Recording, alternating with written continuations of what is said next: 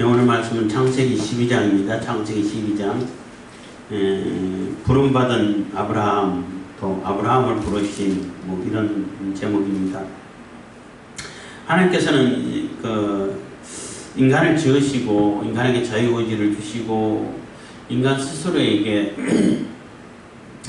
선악을 알게 하는 나무를 선택하게 하셔서 결국은 악을 선택하게 했고, 그 악으로 인해 가지고 점점 악해져가는 그 인간들을 결국은 다 심판하셨지만은,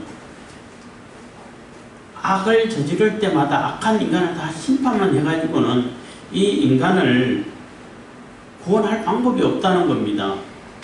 하나님께서는 임마누엘, 하나님이 우리와 함께 하시다는 뜻인데, 하나님이 우리 인간들과 함께 하시기 위해서 창조를 하셨고, 창조 목적이 그것인데, 그 창조 목적을 인간에게 맡겨두어가지고는 이룰 방법이 없다는 거예요.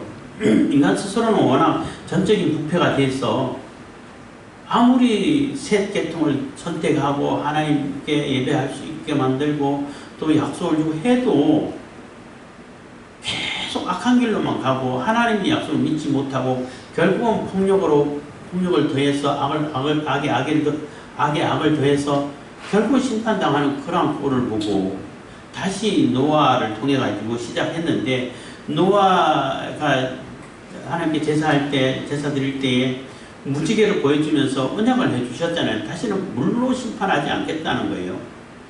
물론 심판하지 않겠다는 얘기는 아니고 물로 심판하지 않겠다는 거예요. 물로 심판하지 않으면은 굳이 높은 산꼭대기 갈 필요가 없어요. 높은 탑을 쌓을 필요도 없어요.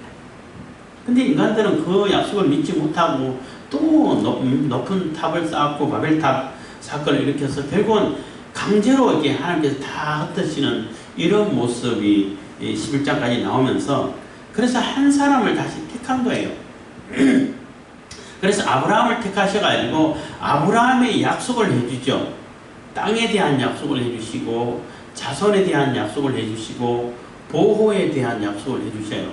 그러니까 이렇게 표현을 하더라고요. 그러니까 땅은 이렇게 국토, 후손은 국민, 또 하나님께서 보호해 주시고 복의 근원이 되고 하는 것은 이게 주권, 이렇게 해서 국가의 3대 요소잖아요. 그게 국가의 3대 요소이기 때문에 하나님 나라를 세울 수 있도록 너를 통해 가지고 계획하고 계신다는 거예요. 그래서 하나님 나라를 어떻게 세울 것인가를 아브라함을 택해가지고, 그래서 아브라함을 불러내가지고 시작하겠다는 것을 이렇게 보여주고 있는 것이고, 그 아브라함을 부르시는 그런 모습을 12장에 적어놓고 있습니다. 그리고 아브라함을 부르실 때에 다 떠나라 그러죠. 읽어가면서 하겠습니다. 12장 1절. 여호와께서 아브라함에게 이르시되 너는 너의 본토 친척 아비집을 떠나 내가 네게 지시할 땅으로 가라 해서, 너의 본토 친척 아비집을 떠나라는 거예요. 이게 이 떠나라는 명령이 사실은 12장 1장에 나왔지만 사실 아브라함이 갈대 우르에 있을 때 똑같은 명령이 떨어졌다고 봐야 돼요. 그러니까 두 번 있었다고 볼 수 있는 것입니다. 그러니까 갈대 우르에 있을 때 그 바벨론, 메소포타미아 그 지역이 가장 발달된 지역이고 도시가 형성되어 있고 제국이 형성되어 있기 때문에 살기가 너무 편하죠. 누가 얘기를 하더라고요. 이게 하수구 시설이 그렇게 오래된 것이 오래 안 됐다는 거예요. 우리 나라도 조선 말기 때까지도 하수구 시설 없었잖아요. 거기에 똥 다 돌아다니고, 이게 한국은 그렇게 조선만 그런 게 아니라 유럽에도 똑같다는 거예요.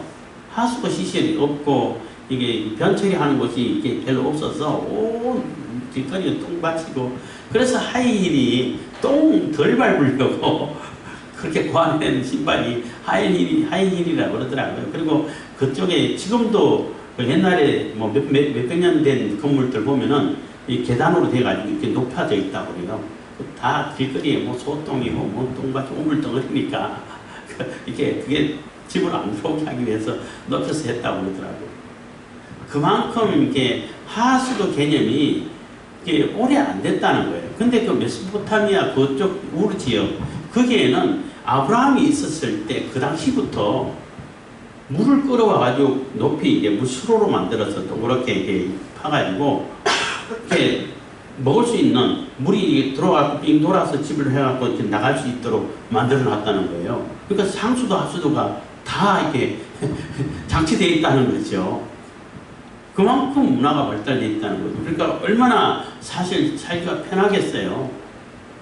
그리고 그 당시에는 주로 이제 부족국가 형식으로 이제 많이 형성되어 있었기 때문에 이 부족이 클수록 숫자가 많을수록 이게 강할 수밖에 없어요. 근데 그 부족을 떠난다는 얘기는 거의 뭐 죽는다고 봐야 된다는 거죠. 이게 침입으로 인해가지고 외부 적으로 인한 침입으로 인해가지고 살아남기가 어렵다는 거죠. 그래서 안 떠나려고 하는 것이 그때의 문화라고 하는데 아브라함에게는 다 떠나라고 그랬던 거죠. 그래서 그 11장 31절에 보면은 데라가 그 아들 아브라함과 하란의 아들 그 손자 롯과 그 자부 아브라함의 아내 사레를 데리고 갈대 우르에서 떠나 가나안 땅으로 가고자 하더니 하란에 이르러 거기 가였으며, 그래서 데라가 주도를 해가지고 그 가족을 다 데리고 떠났고 가나안 땅으로 가려고 했는데 가다가 하란에 머물러서 거기에 정착한 거예요. 그러니까 물론 아브라함에게 그 하나님의 명령이 임하셨겠지만은 그때는 뭐 거기 그 갈대 우르 지방에서 섬기던 뭐 신도 있고 해서 뭐 전설이니까 뭐 사실이라고 말할 수는 없지만은 전설에는 그 데라가 그 우상 장사를 했다는 그런 전설도 있고, 우상 장사 하는데 우상을 만들어 놓고 팔로 가는데 팔로 가버린 다음에 아브라함이 들어와가지고 막 그 우상을 다 부셨어. 몽둥이 찧어주고, 그리고 제일 큰 우상에 몽둥이를 찧어주고, 그래서 들어왔는데 데라가 들어왔더니 이건 예화예요. 들어왔더니 다 부서지고 그냥 당황가졌더니 막 화를 내가지고 아브라함 불러가지고 어떻게 됐냐, 이거 왜 다 부셨냐 했더니 내가 한 게 아니고 저 대장이 다 부셨는데 왜 나한테 그러세요? 그랬더니 아니 그러니까 있냐, 이게 무슨 지가 움직인다고 네가 한 거지. 이게 얘가 했다 그래. 그러니까 그런데 왜 아버지는 그 우상이 복준다고 광고를 하고 사람들이 파냐고, 다 우상이라고 뭐 이런 얘기도 있는데, 어쨌든 간에 거기서 떠나라는 명령을 받고 데라가 그 온 가족을 데리고 이게 떠났다는 것입니다.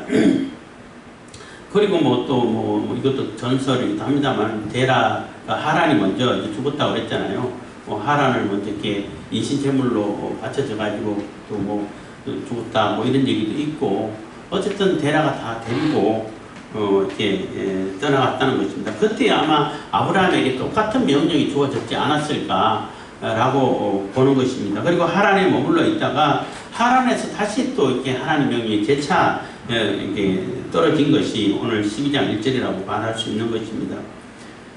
그리고 아브라함은 그 데라가 하란에서 죽고 떠났다라고 이제 주로 이렇게 인식을 많이 하고 생각하고 있는데, 나이를 계산하게 되면은 데라가 죽기 전에 아브라함이 떠났다고 볼 수 있어요. 나이를 계산하면은 잘 안 맞아. 죽고 떠났다 하면 잘 안 맞아요. 그래서 일단 데라가 떠나기 전에 아비집도 이제 다 이제 떠나는 이런 모습이 아닐까라고 이런 얘기도 하고 있는데, 어쨌든 아브라함에게는 이제 본토도 떠나고 친척도 떠나고, 친척이라는 얘기는 이제 하란에 있던 그러한 여러 친척이라고 말할 수도 있죠. 그러니까 아비집까지도 다 떠나라는 거예요. 떠나서 내가 지시할 땅으로 가라는 거예요. 지시할 땅으로 가라는 얘기는 어디 목표 지점을 정해주지도 않고 일단 떠나가라는 얘기죠. 어디로 가야 될지 그건 가면서 알려주겠다는 거지. 그러니까 얼마나 이렇게 불안정하고, 인간적으로 볼 때는 불안정하고 이거 가야 돼 말아야 돼 이렇게 갈등할 수밖에 없는 그러한 상태인데, 아마 이 당시 때는 그 하나님이 직접 나타나셔가지고 이렇게 명령하셨기 때문에 아브라함이 이게 누가 속이는 거다, 하나님 음성이다. 이거 굳이 부연할 필요가 없었을 거예요. 왜냐하면 하나님의 음성은 절대적이기 때문에 누구나 다 하나님 말씀이 직접 들려지면, 음성이 들려지면은 거부할 수 없는 또 이렇게 절대자의 음성을 알아듣게 돼 있어요. 알아듣게 돼 있어요. 그래서 이제 떠나게 됐고, 하나님 머물러 있다가 데라와 그 친척들을 두고, 아니면 아버지가 죽고, 이게 다시 가나안으로 떠나게 되었고, 그래서 가나안 땅으로 도착했다는 것입니다. 그래서 그게 떠날 때, 명령할 때에 한 약속이라는 거죠. 지시할 땅으로 가라. 그래서 땅으로 가라는 얘기는 그 땅을 네게 주겠다는 땅에 대한 약속이 됐죠. 그리고 12장뿐만 아니라 이후에도 계속 땅에 대한 약속을 다 계속 해주고 있죠. 이 땅을 너와 너희 자손에게 주겠다. 너 자손은 하늘의 별과 모래, 바다 모래처럼 많게 해주겠다. 이런 약속을 계속 하지요. 2절, 내가 너로 큰 민족을 이루고 내게 복을 주어 내 이름을 창대케 하리니 너는 복의 근원이 될지라. 그래서 다 너를 통해 가지고 복이 전해지는, 복의 근원은 하나님이시지만은 아브라함을 통해 가지고 하나님의 복, 구원의 복, 생명, 영생의 복이 전해지는, 그래서 메시아를 주신다는 약속이 되겠고, 메시아를 통해서 온 인류에게 복음이 전해지는 이러한 역사를 이뤄냈었는데, 너를 통해 가지고 모든 민족이 복을 받을 수 있는, 하나님 나라를 이루어갈 수 있는 그러한 출발점으로 삼겠다는 거예요. 그리고 그래서 민족에 대한 약속을 해주고 있는 거죠. 3절은 너를 축복하는 자에게는 내가 복을 내리고 너를 저주하는 자에게는 내가 저주하리니 땅의 모든 족속이 너를 인하여 복을 얻을 것이니라 하신지라. 그래서 내가 너를 복을 주는데, 너를 축복하는 자, 너에게 축복하고 또 평화를 구하고 같이 연합해서 같이 지내려고 하고 하나가 되고 서로 돕고 협력하고, 이런 족속이면, 이런 존재는 그들에게 나도 복을 베풀어 주고 복을 내려줄 것이야. 그렇지만 너를 대적하고 너를 저주하고 하면은 내가 그들을 처단할 거야, 심판할 거야 하는 얘기가 되는 겁니다. 이게 고대 시대 때에 이게 그 종주국하고 봉신국하고 이게 계약 체결하는 상호 보호 조약이라고 해야 되나요? 요즘 말로 하면 한미 동맹처럼 상호 보호 조약처럼 이렇게 조약이 맺어지는 것이란 계약서 내용이라는 거예요. 그래서 그 당시에는 국가가 인정되는 것이, 요즘은 국가로 인정받으려면 어떻게 돼? 유엔에서 인정을 해줘야 돼요. 유엔에서 인정을 해줘야 국가로 인정받는데, 인정 안 해주면 국가로 인정 못 받아요. 아무리 땅이 있고 국민이 있고 심지어는 주권까지 있음에도 국가로 인정 못 받는 것이 있잖아요. 지금 하마스 전쟁, 이스라엘 하마스 전쟁 일어났는데 팔레스타인 아직 국가로 인정 못 받았어요. 또 위구르라든지 티벳이라든지 또 다른 이렇게 막 투쟁하는 족속들이 많이 있어요. 국가로 인정 안 되잖아. 유엔에서 인정을 안 해줘요. 그래서 이게 우리 이승만 얘기를 할 수밖에 없는데, 조선이 독립하게 된 데 있어가지고는 이승만이라는 사람의 그 공을 인정 안 할 수가 없어요. 왜냐하면은 이미 조선은 일본에게 다 세계 국제사회에서 인정을 해준 거거든. 이거는 일본이 네가 가져 해가지고 일본으로 여겨버렸다고. 그래서 전쟁이 끝났을 때도 다른 데는 강제 이제 점령한 것은 다 이렇게 시켜줘야 되는데, 조선은 강제 점령한 게 아니라고 그냥 국제사회에서 준 거거든. 그러니까 일본으로 같이 여기려고 했는데, 이승만은 사람이 절대 아니다. 우리는 일본하고 절대 하나가 아니다. 일본하고 얼마나 싸웠고 지금도 독립군이 투쟁하고 있는데 무슨 소리냐 해서 분리를 한 거예요. 그래서 독립이 되는 거예요. 근데 문제는 그 이승만이라는 덩치도 조그만 사람인데 그 사람의 소리를 국제사회에서 들어줬다는 게 이게 기적인 거예요. 안 들어줘요. 아무리 팔레스타인 페일로 해가지고 소리 지르고 막 이야기해도 안 들어주잖아. 안 들어주면 소용없는 거예요. 근데 들어줬다는 게 그 어마어마한 거예요. 그래서 이게 무장투쟁만 해가지고는 독립 안 된다. 이 외교 관계를 해야 된다 하고 외교 관계에 뛰어들었잖아. 이승만이 임시정부를 세워놓고 딴 사람한테 맡기면서 무장투쟁하면서 지원해 줄 테니까 계속 하게 하고 자기는 외교로 나가겠다 해가지고 미국에 뛰어들어가지고 그 전계 사람들 다 이렇게 영향력 끼칠 수 있도록 만들어 놓은 거예요.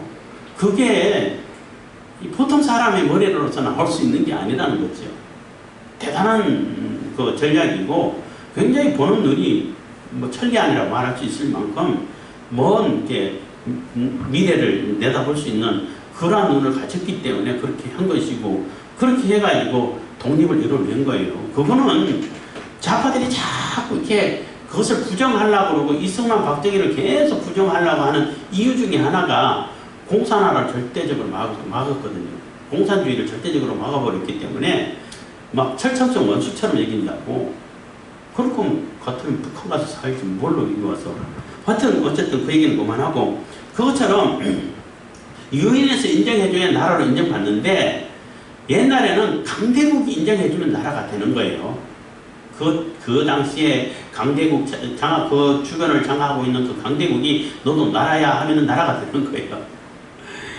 그래서 이제 그 종주국, 봉신국 해가지고 이 계약을 체결하는데 계약을 체결할 때는 주로 동물들을 잡아가지고 반 쪼개가지고 양쪽에 눕혀놓고 그 사이를 지나간다고. 그래서 언약 그러면은 자르다, 가르다 하는 그런 뜻으로 카라트라고 그러죠. 캐럿 요즘 말로 하면은 다이아몬드 할 때 1캐럿, 2캐럿 하잖아요. 카라트라는 뜻이에요. 그 히브리 말이에요. 그 유대인들이 가장 먼저 다이아몬드를 잘랐기 때문에 잘라가지고 강화할 수 있는 기술을 개발했기 때문에 그런 단어를 쓴다고 그래요. 그래서 이게 내가 너를 축복하는 자에게는 내가 복을 내리고 너를 저주하는 자에게 내가 저주하리니 하는 얘기가 너는 약하지만은 이미 나와 계약을 했기 때문에 내가 너 대신 보호를 해주겠다는 거예요. 쳐주겠다는 거죠. 그래서 아브라함은 누구랑 계약을 했냐면 하나님하고 계약한 거예요. 이 주변 나라들하고 계약한 것이 아니라. 그래서 그 계약의 말씀을 듣고 그 말씀을 의지해서 아브라함이 여호와의 말씀을 쫓아 갔고 롯도 그와 함께 갔으며 아브라함이 하란을 떠날 때에 그 나이 75세였더라. 그래서 나이 75세하고 데라 205세 이렇게 계산 언제 옛날에 한번 해본 광명이 있을 때 한번 해본 적이 있어요. 그러니까 아직 죽기 전에 떠났겠구나 이렇게 나이 계산하면 그렇게 나오던데 하여튼 떠났습니다. 5절 아브라함이 그 아내 사라와 조카 롯과 하란에서 모든 소유와 얻은 사람들을 이끌고 가나안 땅으로 가려고 떠나서 마침내 가나안 땅에 들어갔더라. 그래서 가나안 땅에 가려고 그래서 가는 동안 하나님께서 알려주셨고 그래서 가나안 땅으로 가는구나 하고 가나안 땅으로 가려 했다가 마침내 가나안 땅에 들어왔다는 거죠. 그래서 우르에서 출발해가지고 하란을 거쳐가지고 가나안 땅으로 들어왔다고 말할 수 있는 거죠. 또 어떤 분들은 롯을 왜 데려갔냐 했으니까 그 아브라함의 뜻이 큰 아버지라는 뜻이에요. 위대한 큰 이런 뜻이고 그 아브라함은 열국의 아버지 해서 더 이제 큰 확장된 그런 이름인데 큰아버지 그러면은 조카가 있어야 큰아버지라고 부를 거 아니야. 그렇잖아요. 조카 입장에는 큰아버지잖아. 자기 아버지보다 형이니까. 그래서 조카 롯을 데려갔다 이런 얘기하는 분도 계셨는데 재밌게 들을 수 있는 얘기인 것 같아요. 어쨌든 롯을 데리고 다 갖고 가나안 땅으로 도착했다는 것입니다. 아브라함 6절입니다. 아브라함이 그 땅을 통과하여 세겜 땅 모래 상수리 나무에 이르니 그때 가나안 사람이 그 땅에 거하였더라. 여호와께서 아브라함에게 나타나 가라사대 내가 이 땅을 네 자손에게 주리라 하시니라. 그가 자기에게 나타나신 여호와를 위하여 그곳에 단을 쌓고 그래서 계속 가는 곳마다 이 세 가지 언약은 계속 반복해서 이렇게 알려주시는 거예요. 그러니까 아브라함을 통해서 하나님 나라를 세우겠다는 거죠. 그래서 아브라함을 통해서 하나님 나라를 세우겠다는 그 언약을 그것을 실천한 것은 물론 이제 그 언약의 당사자가 아브라함, 이삭, 야곱까지는 약속을 해요.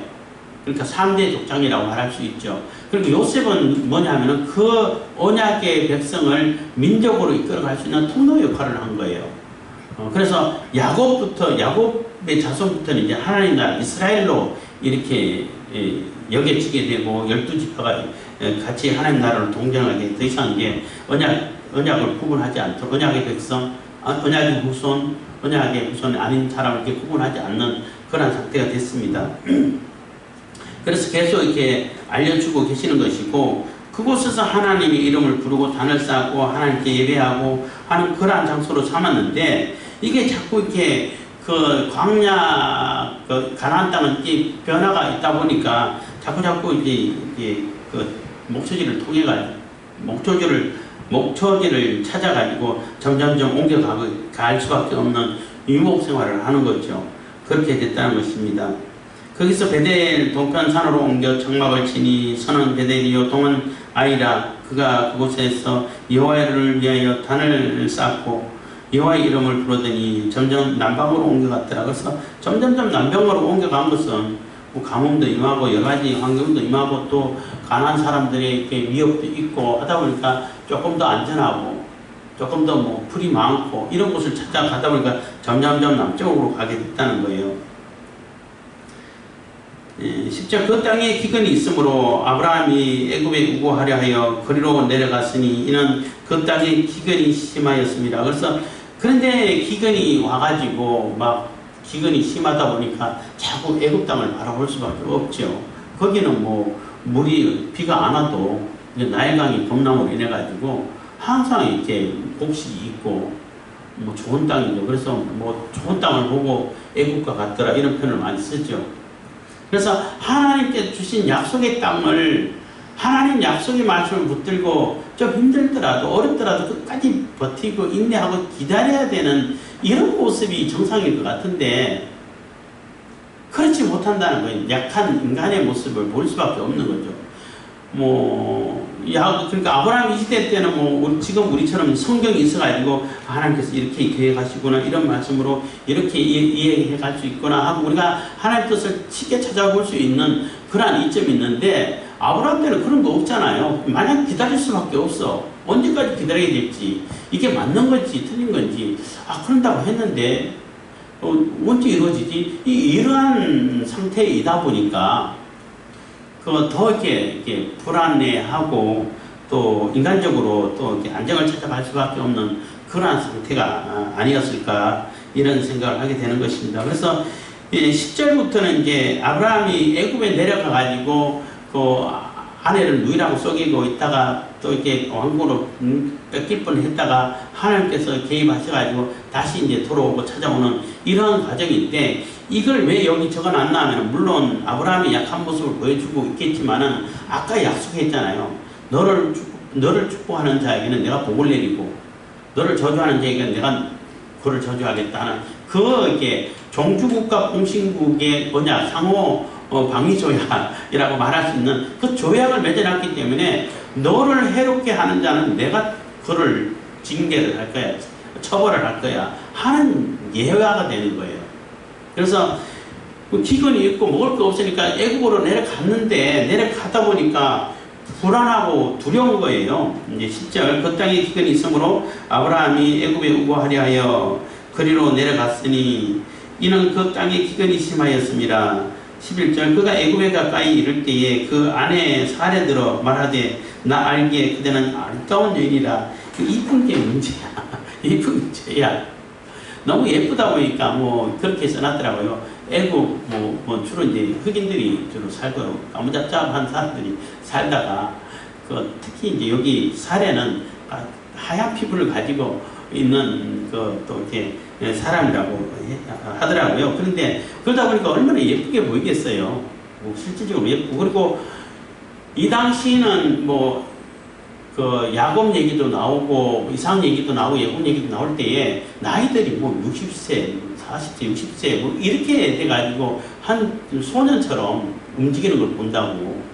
그렇기 때문에 우리가 지금 사는 우리 나이대하고 나이 상태의 건강하고 그때 당시 나이 상태의 건강하고 좀 다르다고 볼 수 있어요. 그래서 한 20년 정도는 조금 이렇게 높게 봐도, 그러니까 지금 예를 들어 30대가 그때 50대 아니면 뭐 지금 40대가 그때 60대 뭐 이렇게 봐야 되지 않을까 이런 생각도 뭐 혼자 하고 있어요. 그만큼 이게 그 사는 수명도 다르고 또 활동도 다르고 생산 능력도 다르고 이렇게 상황이 되어져 있는데 한 20, 30년 이렇게 조금 더 올려서 이렇게 우리 건강 상태가 불타게 그 사람들이 뭐 그 나이가 안 됐다는 얘기가 아니에요. 그래서 우리가 30세에서 생각할 수 있고 건강 상태를 그 당시 사람은 한 60세까지 거의 같은 레벨이 아닐까 이런 생각을 하게 되더라고요. 하여튼 그렇다는 겁니다. 그래서 예쁜데 예뻐서 문제가 된다는 거예요. 애국 사람이 그대를 볼 때에 이러기를 이는 그의 아내라 하고 나는 죽이고 그대는 살리리니. 그래서 12절입니다. 그래서 애국 사람이 그대를 볼 때 예쁘니까 쟤는 저 사람 남편이 하고 죽여버리고 여자를 데려간다는 거예요. 그때는 뭐 법이란 게 없잖아. 그 자기 부족은 자기가 지켜야 되는데 아브라함이 부족이 그래도 어느 정도 뭐 규모가 있다 하더라도 그 뭐 애국이라든지 주변에서 이미 정착되어 있는 그 부족들보다는 약하겠죠. 그래서 특히 애국인데 애국은 더 뭐 이렇게 나라를 이루고 제국을 이룰 정도로 큰 나라인데 쉽게 이렇게 뭐 장악당할 수 있겠지요. 그래서 두려워서 예쁘니까 좀 누이라고 해라. 실제적으로는 누이기도 하고 이복 누이죠. 그때는 거친 뭐 결혼을 허락했으니까 그때는 안 막았으니까.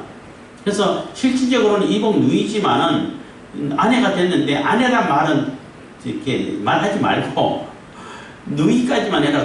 거짓말은 아니지만 그래도 속인 건 속인 거죠. 그래서 누이라고 해라. 그리하면 내가 13절 원컨대 그대는 나의 누이라 하라. 그리하면 내가 그대로 인하여 안전하고 내 목숨이 그대로 인하여 보존하겠노라 하니라. 14절 아브라함이 애굽에 이르렀을 때에 애굽 사람들이 그 여인의 심히 아름다움을 보았고 15절 바로의 대신들도 그를 보고 바로의 앞에 칭찬함으로 그 여인을 바로의 궁으로 취하여 드린지라. 그래서 너무나 예쁘다는 거예요. 그리고 그 당시에는 이게 정략 결혼을 많이 하잖아요. 조금 큰 규모가 되는 부족이 있으면은 그 부족에 뭐 딸이나 동생을 데리고 와가지고 결혼해가지고 연합을 하게 하고 이게 뭐 보편화되어 있는 상태인 거예요. 그러니까 아브라함도 조금 뭐 아주 크지는 않지만 그래도 어느 정도 규모가 있는 그 뭐 부족이기도 하고 그리고 뭐 동생이라고 하니까 그래서 뭐 연합하면 좋을 것 같다 뭐 이런 생각을 했을 수도 있고 그렇게 해서 어쨌거나 그것도 예쁘기도 하고 예뻐서 너무나 예뻐가지고 그냥 뭐 안 주면은 뭐 죽이고 뺏어올 정도로 예쁘고 하니까 그래서 데리고 와가지고 바로의 궁으로 드렸다는 겁니다. 16절 이에 바로가 그를 인하여 아브라함을 후대함으로 아브라함이 양과 소와 노비와 암수 나귀와 약대를 얻었더라. 그래서 이 지창금이라고 그러잖아요. 지창금을 주고 이렇게 정식으로 결혼했다고 볼 수 있는 겁니다. 데려왔다는 거죠. 17절 여호와께서 아브라함의 아내 사레의 영구로 바로와 그 집에 큰 재앙을 내리신지라. 그래서 이 바로는 사실 서번제밖에 없잖아요. 뭐 동생이라고 그랬고 정략 결혼을 누구나 그 당시에는 쉽게 뭐 얼지 뭐 이상하지 하게 여기지도 않고 결혼하는 것이고 또 지창금도 다 주고 정식으로 했는데 근데 하나님께서 그 아브라함을 징계를 하고 책망하는 것이 아니라 그 애굽을 징계하고 책망한다는 거예요. 재앙을 내린다는 거예요. 내가 너를 축복하는 자에게는 복을 내리고 너를 저주하는 자에게는 내가 그를 저주하겠다는 그 언약, 그러니까 공신, 종주국 공시국의 언약의 그 실천을 신뢰를 하나님께서 보여주시는 거예요. 내가 너를 어디 가도 너를 책임지고 지킨다는 거죠. 그래서 17절 여호와께서 아브라함의 아내 사라의 영으로 바로와 그 집에 큰 재앙을 내리신지라. 그래서 무슨 재앙을 어떻게 내리셨는지 어떤 상태인지는 구체적으로 설명이 안 나와서 잘 알지 못하고 있죠. 그래서 아마 그 데려와 가지고 아를 사고 했는데 그때부터 막 병이 난다든지 그 제대로 뭔가 안 되고 움직이지도 않고 뭐 이런 것이 있었을 수도 있고 하여튼 뭐 어떤 재앙이든 누구나 이거 하나님께서 내리신 재앙이다 라고 깨달아 알 수 있는 그런 방법의 재앙이 내렸다고 볼 수 있는 거죠. 18절 바로가 아브라함을 불러 이르되 네가 어찌하여 나를 이렇게 대접하였느냐, 네가 어찌하여 그를 내 아내라고 내게 구하지 아니하였느냐. 그래서 왜 나를 속였느냐는 거예요. 그래서 그 재앙을 통해 가지고 이 바로는 이렇게 알게 됐다는 거죠. 뭐 하나님께서 알려주실 수도 있고 도대체 이런 일이 왜 벌어질까 해가지고 구체적으로 알아봤을 수도 있고. 19절 내가 어찌 그를 누이라 하여 나로 그를 취하여 아내를 삼게 하였느냐. 내 아내가 여기 있으니 이제 데려가라 하고 바로가 사람들에게 그의 일을 명하며 그들이 그 아내와 그 모든 소유를 보내었더라. 그래서 절대 그거 건들지 마. 그 사람은 하나님께서 보호하시는 자야. 건들지 마 하고 다 명령 내려놓고 또 많은 재물을 줘가지고 잘 달려서 보냈다는 거예요. 그래서 하나님께서 너를 지킬 거야. 왜냐하면은 하나님 나라를 이루어가야 할 시가 되니까, 출발점이 되니까 아브라함을 택해가지고 아브라함을 통해가지고 하나님 나라를 세워가는 그러한 언약의 시작점인데, 그래서 절대적으로 보호하겠다는 거예요. 잘못은 아브라함이 했는데 애굽을 이렇게 징계하고 재앙을 내리고 나중에 또 그 블레셋 아비멜렉에 가지고 또 거기서 또 그런 일이 비슷한 일이 벌어지죠. 그리고 뭐 롯이 소돔과 고모라로 이렇게 내려갔는데 거기서 국제 전쟁이 벌어져가지고 잡혀갔는데 318명을 데리고 다 찾아와요. 근데 318명만 데리고 가지고 어떻게 찾을 수 있었나? 그 연합국인데 아무리 구조국가라도 연합국인데 적어도 수천 명은 될 거 아니에요. 군사들이 수천 명, 수만 명은 되겠죠. 근데 318명을 데리고 가지고 다 찾아봐. 그거 누가 했냐는 거예요. 하나님이 하셨다는 거죠.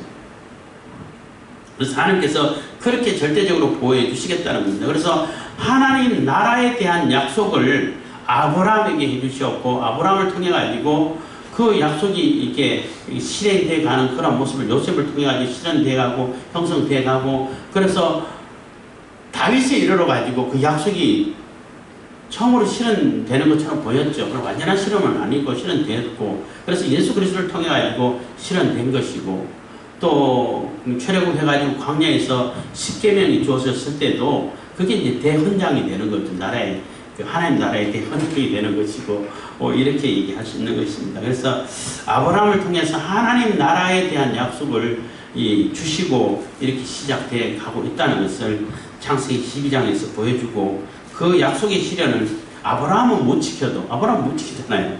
어떻게 지켜요?